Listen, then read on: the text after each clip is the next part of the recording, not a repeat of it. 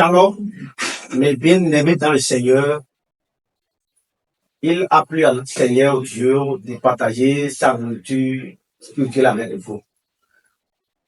Et j'aimerais partager avec vous un thème intitulé L'amour de Dieu. J'ai tiré mon message dans 2 livres, dans chapitre 3, verset 16 et Romains chapitre 5, verset 8. Dans chapitre 3, verset 16, nous a montré le véritable amour de Dieu.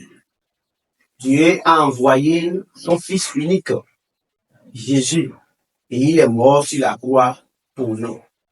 Et Romains chapitre 5, verset 8 nous dit, Dieu a prouvé son amour envers nous quand nous étions des pécheurs.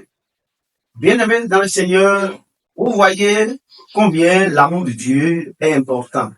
Quand nous étions des pécheurs, c'est en ce moment que Dieu a envoyé notre Sauveur, qui est Jésus-Christ de Nazareth.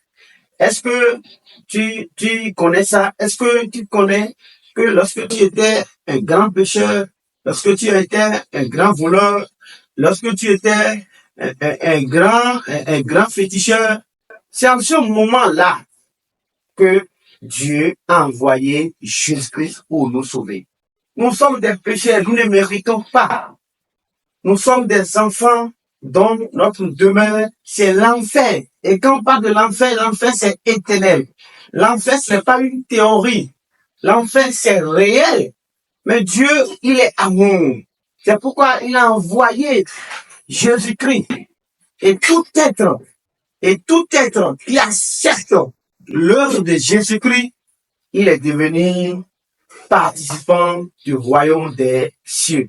Bien-aimés dans le Seigneur, il faut accepter cet amour de Dieu. Il faut accepter cet amour de Dieu. C'est le Père qui aime ses enfants, qui lui donne ce qui est nécessaire. Dieu nous a donné ce qui est nécessaire.